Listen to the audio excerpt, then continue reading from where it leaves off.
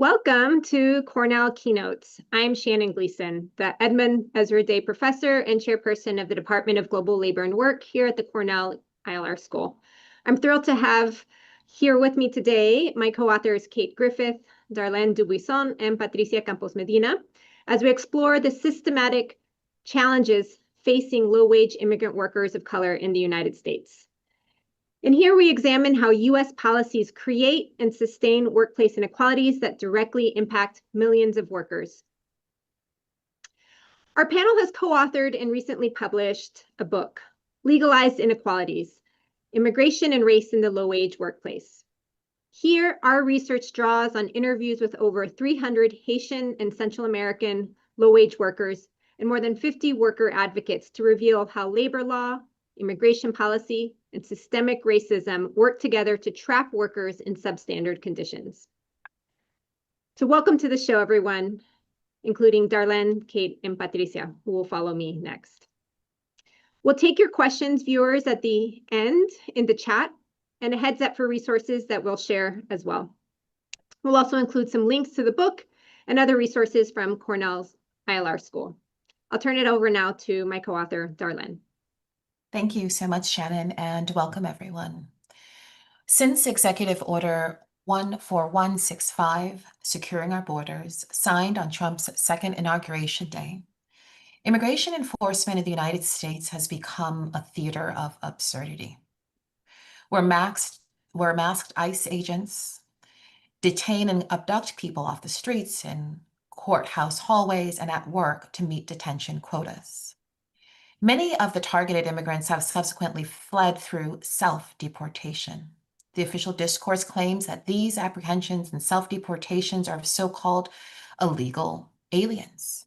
However, many of these immigrants have in fact been delegalized or de-documented through the cancellation of programs such as the CBP, that's the Border Control One app, the CHNV program for Haitians, Nicaraguans, Cubans, and Venezuelans, and TPS, Temporary Protected Status. As we discuss in the book, the temporary nature of these programs and the work authorizations that accompany them resulted in a low-wage workforce whose deportability sought to make them both exploitable and pliable. Therefore, in addition to stripping the legal status of countless immigrants of color, including hundreds and thousands of Haitians and Central Americans, the terminations of these programs also threatens to further the exploitation of low-wage immigrant workers of color by silencing dissent. While this book is not about the current moment per se, it sheds light on how we got here and what we can do about it. So welcome, and we look forward to talking with more of you. And I'm going to hand it over to Katie. Thank you, Darlène. When we started this project way back in 2015, one of the main motivations behind the research was to interrogate the tensions between two areas of law that operate in the low-wage workplace in the United States. On the one hand, you have a labor and employment law regime that provides basic rights to workers. It acknowledges power differentials between employers on the one hand and employees on the other, and steps in to ensure workers have basic rights to payment of wages, health and safety, a workplace free of discrimination, and protection of some forms of group action to improve working conditions. You can see from the images on the slide that governmental protections for workers have been a key feature of the federal legal regime since the New Deal period of the 1930s. With major additions in the 1960s with the Civil Rights Act and 1970 with the Occupational Safety and Health Act. These laws are central features of the workers' rights regime, but they're not alone, as there are subsequent federal, state, and local protections for workers as well. These laws, while inadequate in many ways, do give rights to all employees, regardless of their immigration status. This part of the legal regime tale is characterized by government efforts to offset injustices that can flow from power imbalances at work on behalf of the rights of workers. it is in stark contrast to the immigration law regime. Next slide. In 1986, President Reagan signed the Immigration Reform and Control Act, a comprehensive immigration bill that provided permanent legal status for 3 million individuals. When he signed it, the president mentioned immigration enforcement at the workplace was the keystone and major element of the legislation.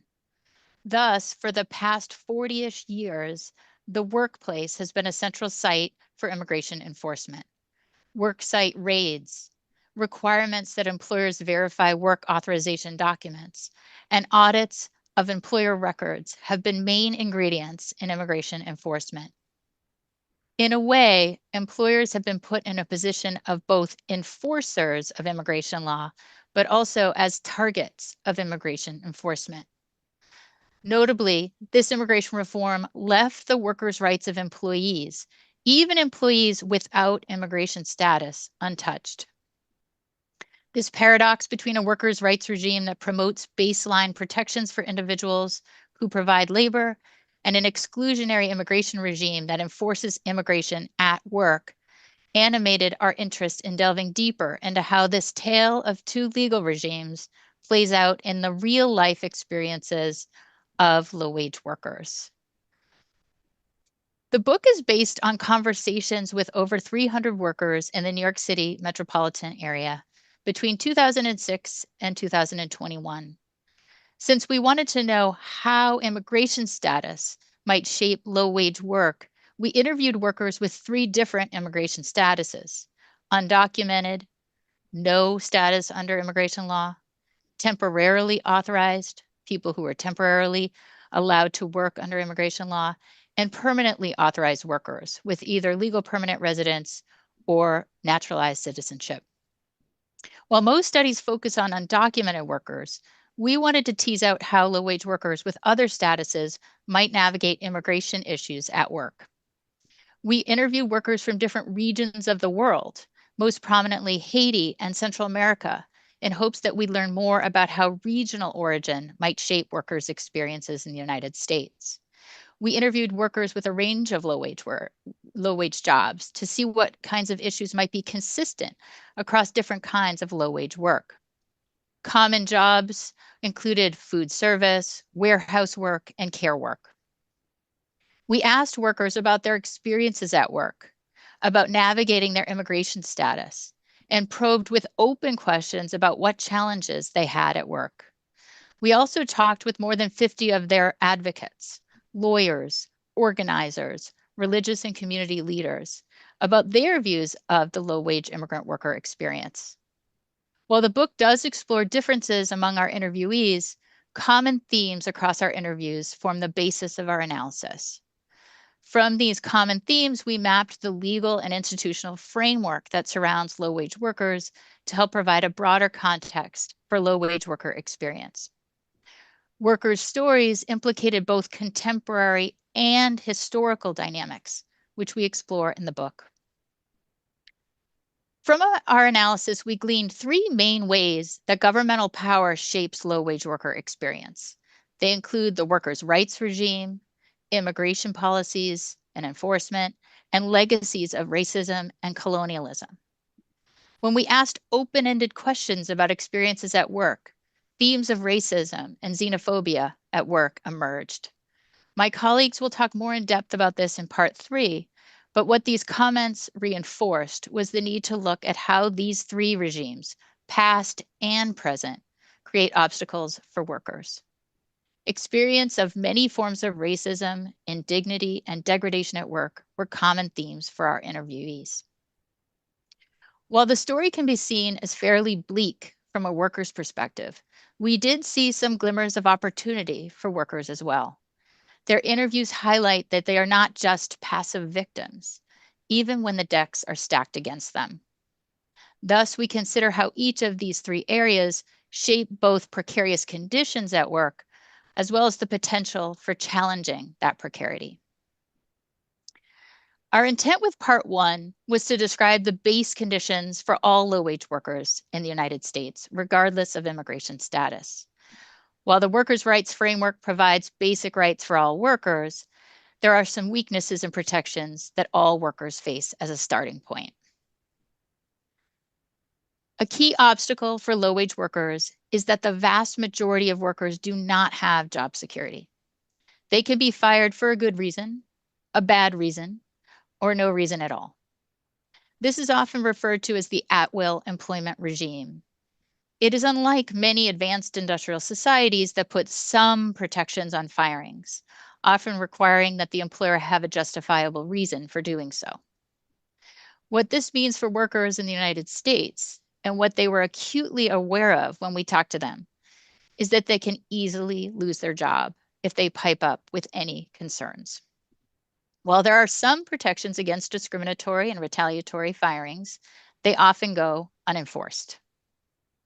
The second challenge is that our system relies on workers to bring complaints forward if they're not paid for the hours they work, if they are working in an unsafe workplace, or are being discriminated against. We do not have a robust system of proactive government enforcement. Instead, the model relies on workers themselves to make complaints and pull the virtual fire alarm when one of their workers' rights is violated. Given their lack of employment security, the disincentives for coming forward with a complaint are substantial. Lena, a Haitian restaurant worker with permanent immigration status, shared that she did not complain about getting paid below the minimum wage, never receiving overtime pay when she worked beyond 40 hours in a work week, and not being allowed to take needed bathroom breaks because, as she put it, she felt they would just find another person to replace her if she did so. As mentioned, the story is not all about the obstacles. We found that workers did push back against bad jobs and bad treatment despite the risks. Some workers made formal complaints to government agencies or courts, either as individuals or as a group. Walder, a Guatemalan construction worker, went to the Department of Labor and successfully demanded pay for work he had done. When he came to the United States, he made a point to learn about his rights as a worker because, as he put it, he did not want them mistreating him. Other workers organized with unions or community organizations to push for change. Some pushed back with a lighter touch and were able to gain improvements at work through what we call in the book persistent nudges of their supervisors or human resource representatives. Others found ways to maintain their dignity at work through their family and community connections, even in the face of some difficult circumstances. Now we'll turn it over to Shannon Gleeson to talk about how immigration policy and enforcement layers on top of an under-regulated workers' rights regime. Thanks, Kate. I'm going to move on now to laying out the key structures of the immigration regime that shapes migrant work experiences. The United States regulates immigration in ways that exacerbate poor job quality, regardless of the rights that just were laid out by Kate, and which harden barriers to improving those conditions. In the contemporary immigration regime, workers are stratified according to type of employment authorization under U.S. immigration laws. However, the regulatory framework surrounding immigration is built on an ongoing racialized labor hierarchy that legitimizes worker disempowerment and which is exacerbated by the immigration enforcement efforts, which we see unfolding before us at present. Employers, with the help of government interventions, often build labor hierarchies based on proximity to whiteness. These presumptively, quote, race-neutral systems of employer-employee relations, that is, racially coded distinctions are not baked into the law explicitly anymore as they were before. Regardless, they are still present in both labor law, immigration, and through the various types of capital accumulation that multiply and perpetuate racialized hierarchies of dignified work, which Darlène will discuss in a bit. Sometimes this occurs implicitly, and sometimes this occurs explicitly. So I want to talk a bit about how the immigration regime folds into these racialized dynamics. The workplace is a central site for immigration enforcement, both in terms of the large-scale raids that we've seen, but also in terms of everyday forms of bureaucratic audits. And this is a process which has become increasingly criminalized with significant repercussions for migrant workers themselves. For employers, they specifically are put in this position of checking immigration status and are often perceived as immigration enforcers by their employees.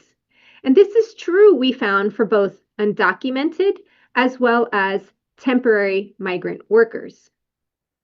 Employers can be sanctioned for knowingly employing undocumented workers or letting temporary workers go beyond their expired employment authorization document, a card which they're issued, which with an expiration date reflecting their status, duration. But simultaneously, the punitive and politically volatile, and as we've seen, increasingly violent nature of immigration policy means that immigrants feel rightless oftentimes at the workplace. To be clear, as Kate explained, the vast majority of low-wage workers in the United States do not have job security through a collective bargaining contract. They are at-will employees.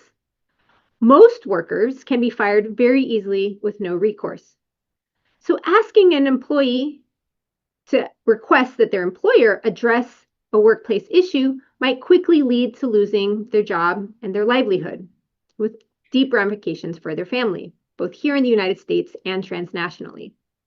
This means that even workers who may be willing to push past fears of being detained, deported, or sometimes more consequentially losing their job, were often confused about their rights as employees under labor and employment laws and how to access them.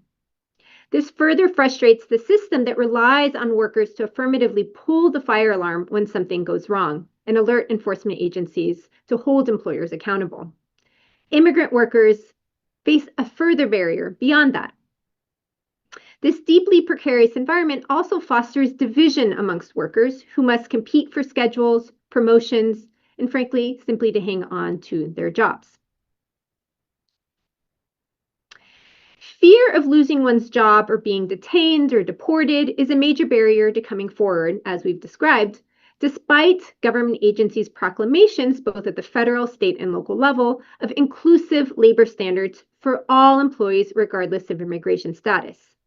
That is beyond the economic necessity of accepting poorly paid and potentially hazardous work. Undocumented workers often felt that their legal status put them at risk of deportation if they spoke up in any way. As Marco explains, you just have to sometimes suck it up. As a result, workers who we spoke to often stayed quiet. And these fears were not unfounded.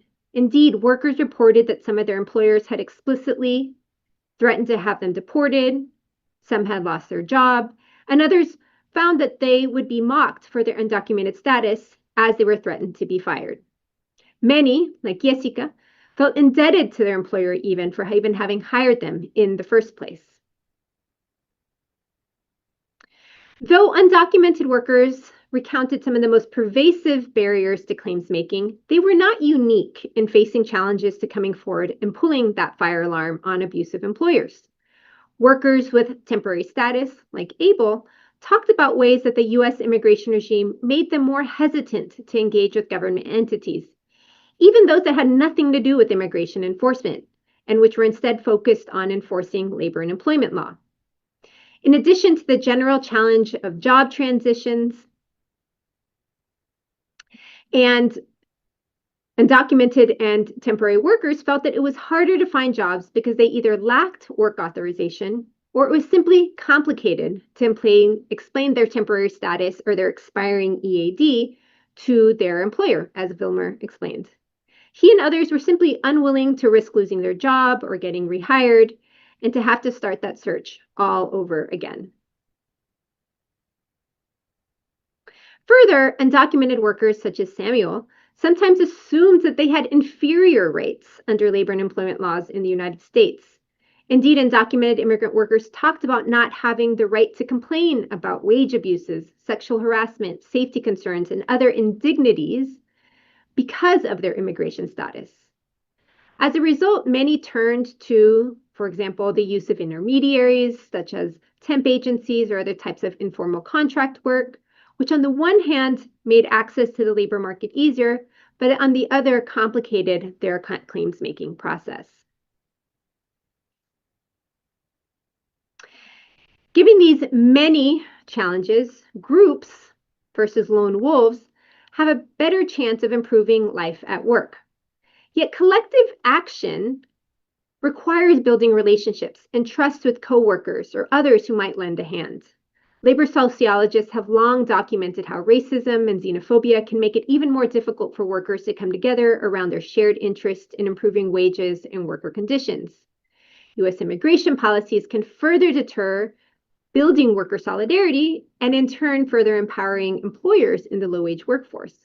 Workers like Glenda reported her hesitance to reach out to others for support. She didn't trust coworkers, and she feared that they might turn against her, with severe repercussions for herself and her family.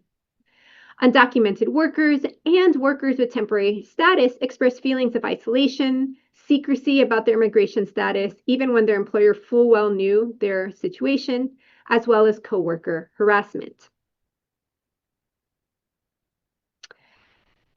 So far, we have told a story about the immigration regime focused on the barriers it erects. But some people, as Kate mentioned, do push through despite these hurdles. And in fact, we found that at times the immigration regime could carve out pathways for workers to come forward. For one, workers' shared immigration status created a base of solidarity to unify them. We did see those instances. Also, an improvement in an immigrant status can embolden them to push for more. Many of the workers who were previously undocumented or previously had temporary status and become lawful permanent residents talked about how this made a real material difference in their lives. Further, and perhaps most importantly, community advocacy groups, labor unions, or worker centers helped workers navigate these rights. These civil society organizations help to facilitate access to justice and cultivate collective action across a diverse set of workers and their concerns. I want to turn it over now to Darlène to talk about part 3, racisms and colonial legacies. Thank you so much, Shannon. Building off of what Shannon and Katie helped lay out for us is that we can't think about work outside of the regimes and the legacies of racism and colonialism. In part 3, we document the experiences of racism and xenophobia. Again, these are experiences that workers themselves brought to the fore that persist in spite of the race-neutral and immigrant labor and immigration policies post the 1965 Immigration Nationalities Act. So we examined how workers doing many types of jobs that we outlined before and of all immigration statuses experience a broad spectrum of racism at work. We adopt a broad view of the United States that captures its historical roots in racist systems, including labor and immigration, and the reality of implementing the letter of the law. A consideration of global legacies of slavery, several ways of European colonialism, and contemporary U.S. imperialism provides critical context for understanding contemporary forms of racialization at work and the persistence of white supremacy. We focus here especially on how workers themselves named and experienced racism and explicitly tied their experience back to the past in their origin country and also to present realities. Our interviews with Haitians and Central American immigrant workers revealed experiences of racism across all jobs, like we said, and also the differences as they emerged across genders. As the work of Black feminist and post-colonial theorist Frantz Fanon reminds us, there are diversive oppressions in the lived experiences of individuals. Indeed, while Haitian immigrants recounted precarious anti-Black and anti-Haitian treatment, Central American respondents described the degrading and homogenizing anti-Latino biases regularly showed by employers, customers, patients. Both sets of workers understood their workplace precarity in racialized terms and weighed the cost and opportunities of resisting the status quo. Memories of their audacious migrant journeys and the persistent realities of their countries of origin, where they maintain strong family ties and obligation, were front of mind. Ultimately, Haitian and Central American low-wage workers interface with three key facets of the government that furthers their racialization. As low-wage workers, they work in under-regulated, and some would say unregulated workplaces. Two, as low-wage immigrants, they face hierarchical immigration regimes that separates them by status and sometimes criminalizes them or targets them at work. And three, as low-wage immigrants of color, they encounter the ever-present legacies of racism in their countries of origin and now in the United States. Next slide. So this Venn diagram helps us understand the Haitian immigrant experience, colonialism, enslavement, and globalization, global marginalization. I myself, I have, and as with my other colleague, Patricia, she'd share, I have a deep connection to the Haitian community, being a first generation Haitian American. And my mother, an immigrant and a low-wage worker, working in home health care till today. So a lot of the things that Haitian immigrants were sharing with me as I interviewed them throughout New York were not only personal, but also reflected what I saw growing up. So in my interview, I interviewed Haitian immigrants in their homes, in their workplaces, and in public setting. As these often intimate interviews reveal, it was impossible, or it is impossible, to understand the experiences of Haitian immigrants in the US workplace without considering the overlapping legacies of colonialism, enslavement, and global marginalization. Next slide. There isn't suffice time here to go through the history of colonialism and enslavement in the Americas, but I want to highlight the importance of Haiti. Haiti is the indigenous word for mountainous, populous land. And it was inhabited by humans since at least 500 BCE. It was the earliest site of European imperialism in the Americas. Soon after Christopher Columbus stumbled upon the island in 1492, he named it La Española in English, and it continues to carry this name today. So that's the island of Haiti in the Dominican Republic. And what is interesting then is by the time Columbus returned after he set up this outpost, the indigenous Haitians or Haitians had defeated all the settlers, and the Spanish soon built a new settlement on the southeastern coast of the island, and they named that Santo Domingo, after the revered founder of the Dominican order. This would become the Dominican Republic. Considering the near decimation of the first Haitian, the indigenous, the Spanish began enslaving and forcibly displacing African peoples, with the first captive Africans arriving on the island in 1501. In 1697, the French took control of the western half of the island, renaming it Saint-Domingue, and used enslaved African labor to cultivate lucrative cash crops like sugarcane. The exploitation of enslavement in Saint-Domingue, what would become Haiti, is unimaginable. One of the things to consider is that it resulted in 25,000 to 4,000 deaths annually due to harsh conditions, with nearly 3 million Africans brought to the colony in total, highlighting the extreme brutality of enslavement in Saint-Domingue. In 1804, Haiti would emerge as the first Black republic after defeating the French. So Saint-Domingue becomes Haiti. And although the Haitian Revolution occurred within the Age of Revolutions, it was a singular achievement, as it was the only one led by enslaved people. However, the existing colonial powers then would violently enclose Haiti's prospects through neocolonial and neo-imperial interventions grounded in anti-Blackness and paternalism. Not only did Haiti have to pay France for its freedom, a complex, intricate story, right, of neocolonialism, but the United States would emerge as an imperial force in Haiti, particularly during the occupation from 1915 to 1934, when the U.S. occupied Haiti to serve U.S. economic interests. Then, The U.S. would continue, after the occupation, the U.S. would continue to interfere within Haiti's political and economic sovereignty. It would uphold the Duvalier dictatorship, 1957 to 1986. It would fuel economic instability in the late 1980s through nascent neoliberalism and structural adjustment programs. And it would orchestrate or help orchestrate the coup deposing Aristide in 1991. This was Haiti's first democratically elected president. And this date becomes important for immigration.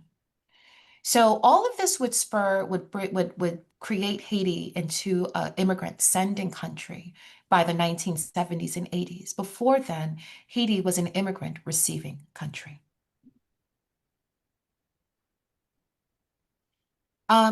Here I want to share with you how the folks that we interviewed, how they understood these overlapping legacies.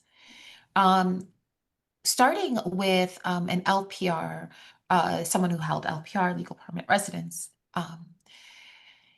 She said, sometimes I'm crying because there are things that I have to which I have to resign. It's worse than enslavement. Despite the fact that Haiti would become the first Black republic, the first place to overthrow enslavement, Haitian people have continued to experience slave-like exploitation even before this particular case of our book. So these are exploitations would happen by the state would exploit workers, and the United States through coauthored labor, which is free labor, right? And also the experiences of Haitians working in the Dominican at the Batailles, what some have called sugarcane slavery. Another interlocutor told us, while I don't think the employer mistreats me because of my immigration status, I was legal. I think it's because I am Black.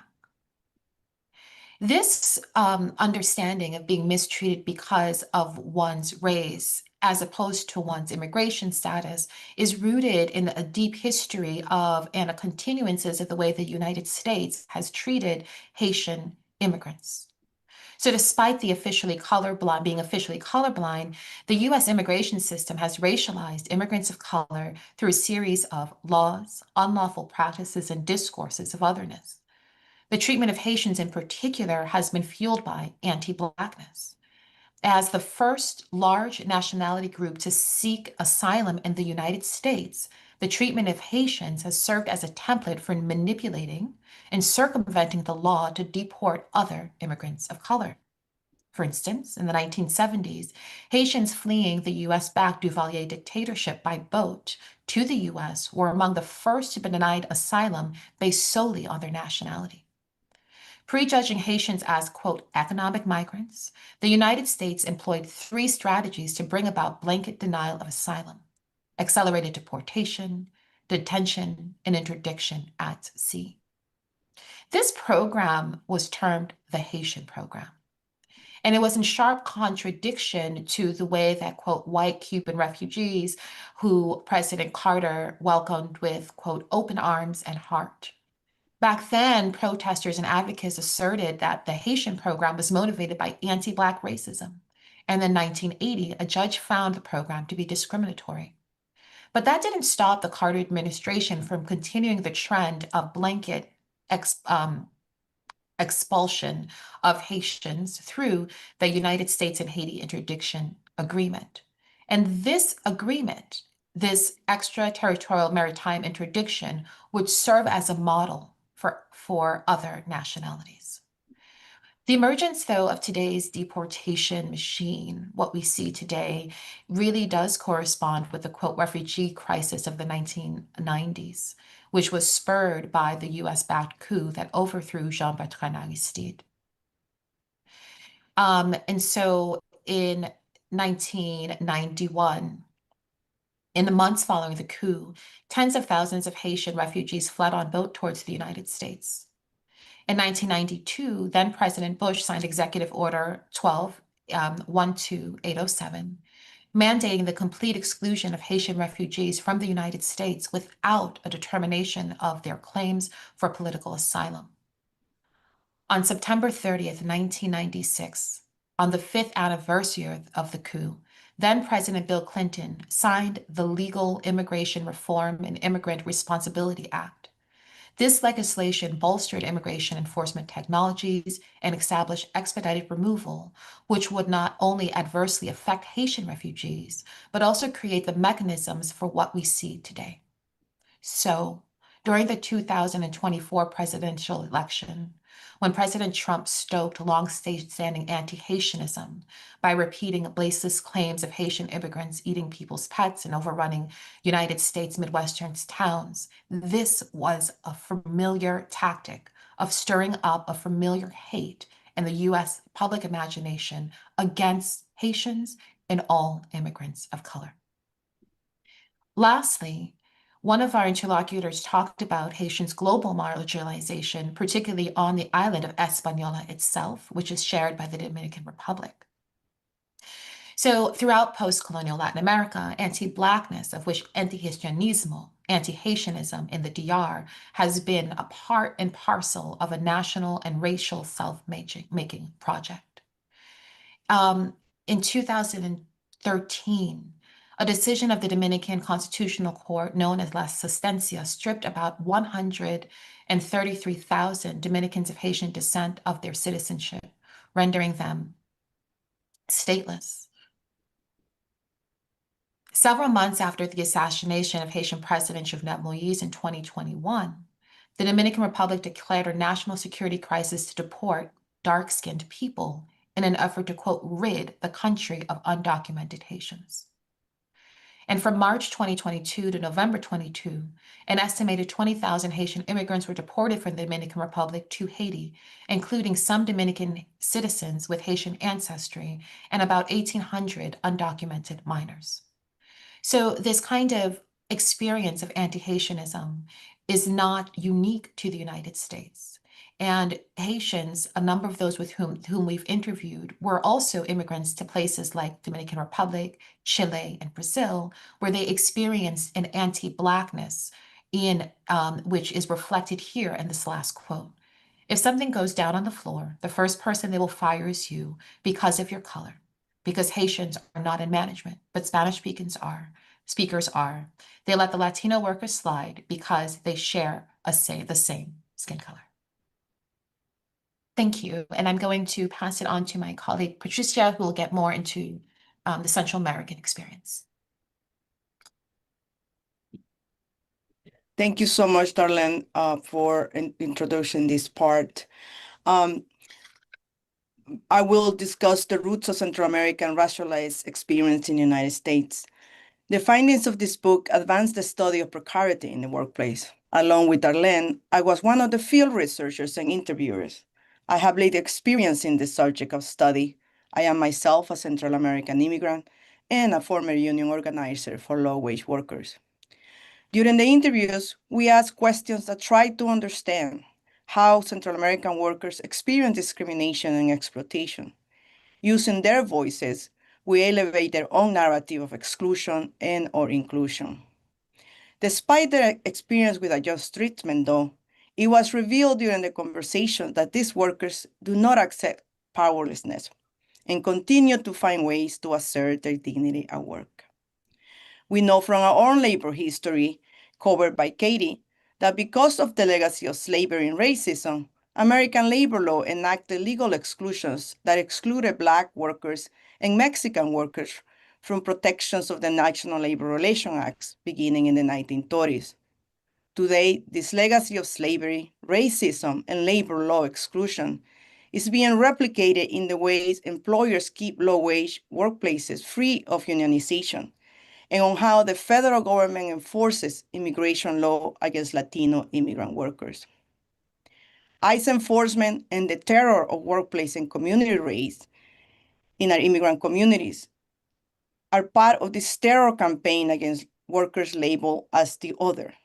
This further creates fear and alienation for workers in our construction sites, in our distribution centers, and all low workplaces. American workplaces are structured in a way that create hierarchies of power.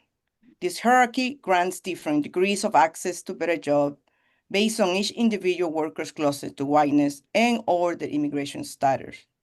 Even when workers are in the same precarious workplaces, in the same low-wage industry, who gets access to quote-unquote better jobs or gets promoted is connected to their race. This experience is what Cedric Robinson describes as the centrality of race in how work hierarchies of power are structured in capitalist economies. But those hierarchies are not only shaped by the U.S. experience with race and racism, they are also defined by how workers' perceptions of racism and colonialism have shaped their own immigration experience and their life experience in their home countries. You already heard from my colleague Darlène how Haitian workers contend with anti-Haitian bias and anti-Black bias at work. Central American workers, whose legacy is connected to colonialism, anti-Indigenous bias, and the oppressive history of U.S. imperialism and labor extraction from Latin America, have a distinct experience that shapes how they relate their own experience of exclusion and bias to that of other low-wage workers in the American workplace. Central American workers spoke often of an experience of erasure of their national identity, of being placed under the discriminatory description of all Latinos being the same. Hence, we explore in this book two themes that came up often. One, the homogenized anti-Latino narrative, and number two, the degraded labor narrative that came up in our conversations. Next slide. The homogenizing anti-Latino narrative. In this book, we focus on how workers themselves name and experience racism and how they describe it in their own words. Central American workers describe how employers, customers, and patients regularly engage in degrading and homogenizing anti-Latino bias, including over racist remarks, calling them degrading names. They express how white Americans do not see them as Salvadoran, Hondurans, or Guatemalans, Nicaraguans, with their distinct national identity and immigration experience. They are seen as one of the many compliant, exploitable Latinos. This perception as the same has roots in the history of U.S. imperialism, decades of war and displacement to control natural resources in Latin America. In this history, Latino Americans are described as inferior to whites, people who need U.S. protection back home. American imperialism has led to a long history of migration from Latin America, forced migration due to civil wars in Central America, and ongoing civil and economic crises caused by U.S. intervention in the region. Yet, Latin American workers are blamed for their own forced migration. Glenda, a Salvadoran fast food worker, shares, quote, "When someone sees you as Hispanic, there is always discrimination at work." She described how a customer declared in her face, "This is not your country. Go back to your country, wherever you're from." Guillermino, a Honduran bus driver, shared how he was mistreated, how he was yelled attacks on his Latino-ness by telling him, "Go back to your country." With those words, those passengers made an overall assumption of his racial inferiority just because he has an accent and looks Latino. It is important to highlight that many Central American workers did not speak on specific differences in their racial characteristics. They spoke in general terms about how their Latinidad put them at a crossroads of racist treatment. However, from existing literature, we know that Afro-Latinos and Indigenous Latinos face more severe discrimination than their mestizo coworkers. While our sample of Central American workers did not include many self-identified Afro-Latinos or Indigenous Latinos, there is historical evidence of country of origin state-sanctioned efforts to erase Indigenous identity and eliminate Afro-Latinos from the local lore. For example, a state-sponsored forced expulsion of African workers from El Salvador and Guatemala, the extermination of the indigenous Mayans in El Salvador during La Matanza in 1992. This genocide of 45,000 indigenous Mayans was part of a large state-sponsored terror campaign meant to erase the indigenous identity of the Salvadoran population, but forbidding public display of indigenous dress and language. The 45-year civil war in Guatemala terrorized and displaced indigenous Guatemalans for generations. This level of state-sanctioned terror has direct impact on agri communities because they change the psychic life of generations of people, changing the stories people tell themselves about their own history and their own understanding of their life circumstances. This experience of racialization in their home countries has already created a hierarchy of power among these Latino immigrants when they arrive in United States society. There is a division of access to good jobs that happens based on their individual closeness to whiteness. Central American workers, furthermore, experience exclusion by immigration laws when during the height of their first forced migration due to the Central American wars in El Salvador and Guatemala, 92% of those migrants were denied political asylum. Many of them are still holding only temporary protected status, and the majority of Central Americans still lack access to citizenship. Many Central American workers are part of mixed status families. Some only have access to temporary protected status, and Guatemalans who never receive a path to legalization or TPS today have the highest level of undocumented status. Next, the degraded labor narrative. This history of unregulated migration and exclusion from Latin America has led to the creation of an anti-Latino bias in US politics, exemplified by the current administration focus on describing Central American workers as an infestation of gang members and of criminals. The current administration describes Central Americans and Mexican refugees as invaders, people who are here to take American jobs away from Americans. This use of political language of immigrants being described as criminals and as animals creates a public perception for some that immigrants are less than, placing all Central American immigrants into one category, the degraded labor narrative. A Salvadoran undocumented worker from Long Island stated, "Sometimes they look at you like something that is worthless, like something that has no value." Another worker states, "There are a lot of people," a worker said, "that try to take advantage of us, make us work for crap, mere the wages." White people, he said, know that Hispanics have to work more than them, and they take advantage of us. A permanent resident home care worker stated, "They try to humiliate me for being Latina. You are told you're nobody." US foreign policy and domestic policy have fueled the demonization of Latinos, which in turn fuels Latino immigrant precarity at work. These stories help conceptualize the degraded labor narrative that was so common and salient in our interviews. Employers and the public at large subject Central American workers to degrading treatment. But this should be understood as an outgrowth of US immigration policy towards Latin American migrants. At the same time, US labor law continues to treat workers differently based on their race and immigration status.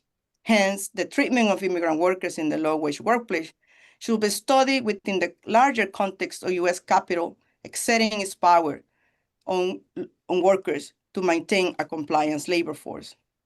Latino immigrant labor is seen both as a threat as an essential ingredient to the economic stability of the United States.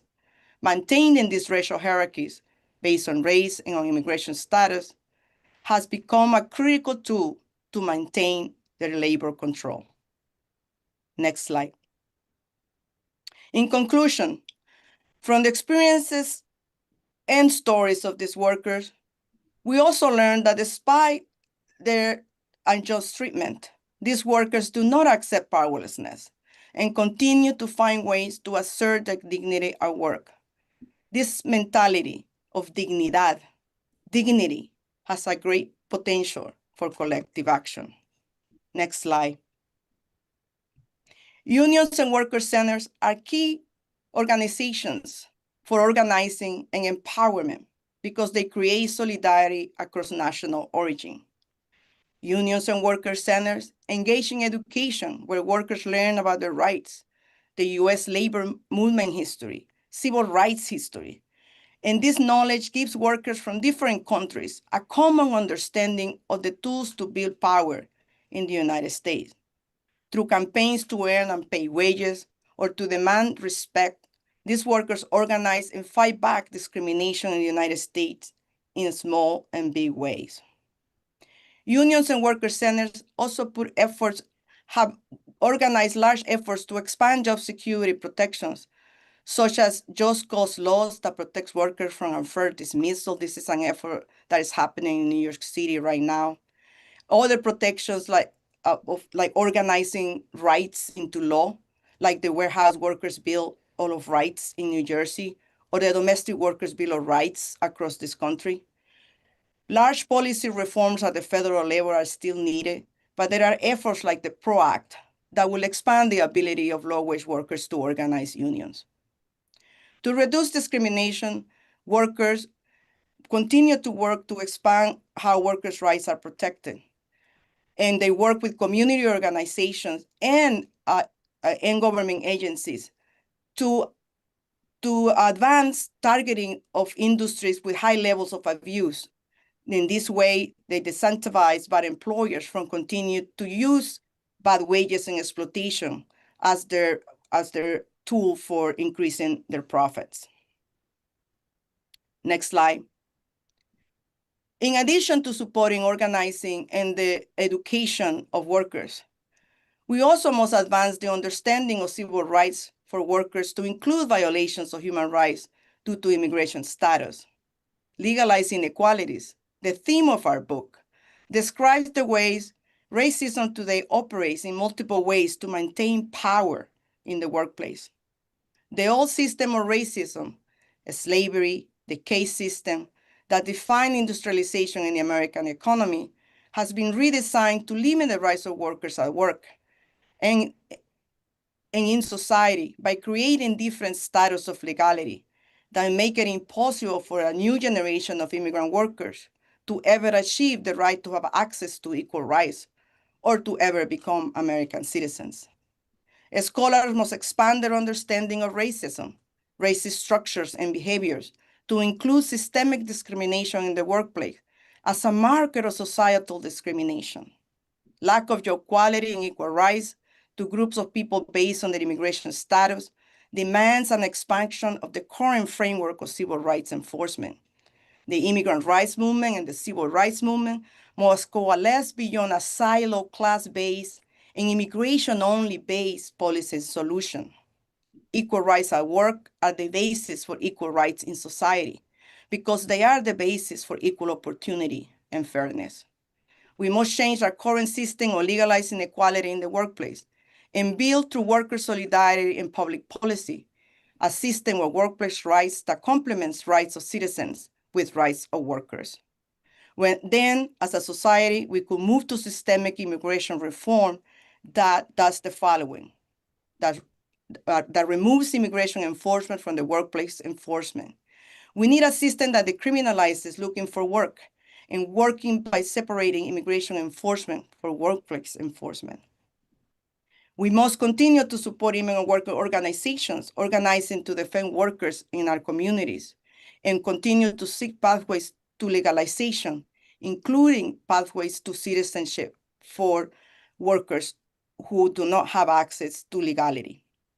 Put simply, current civil rights protections do not adequately define the mechanism of racial discrimination, nor do they capture discrimination impacts on workers of color. Many racist encounters, as you heard, are intangible, historically rooted, and entirely legal. Only worker solidarity, organizing across difference, and understanding colonial and racist legacies, we can work towards defining an American workplace that is equal and is just. Next slide. I want to express, finally, a gratitude to all the community leaders who help us conduct interviews in the New York City area, in New Jersey, and in Long Island. Thank you also to our many student research assistants at the Cornell ILR School. And finally, thank you to our cover artist, Orlando Hernandez, who titled the cover of this book, Dignidad Trabajadora, Worker Dignity. He is an activist worker with the National Day Labor Organizing Network, Endalón, and Resistencia en Acción in New Jersey. Thank you so much, and we're ready to take your questions. So thank you everyone for joining today's keynote. This event was recorded and will be viewable at the same URL. So if you prefer to watch keynotes on YouTube, also you can go to the eCornell channel and subscribe so you don't miss future events. Take a look in the chat for that information. We're going to shift over now to taking audience questions, and we look forward to hearing from you on or offline.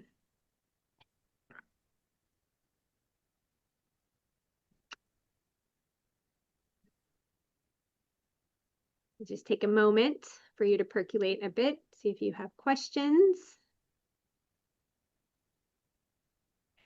And while we do that, I'll just take a moment here to also extend gratitude to the large team of both community members who were doing work for us in the field in New York City through 3 presidential administrations and a global pandemic. This was a huge lift on their part, as well as our many, many students that are listed here, both at the undergraduate and graduate level, who have gone on themselves to incredible careers in labor and immigration enforcement solidarity efforts and many other policy spaces. I also just want to take this opportunity to recognize this as a massively interdisciplinary endeavor between myself and my colleagues here, who have brought together the insights of our own individual projects and biographies. This collaborative work was essential to every single part of this research project, from data collection to analysis to writing. And I encourage us all to have a collective conversation in the Academy about how to make that a core part of our work that is celebrated. Looks like we're at time, so I'm going to go ahead and give you back your 2 minutes and also encourage you to follow up if you have questions. We look forward to continuing the conversation in solidarity with everyone here and beyond. Thank you.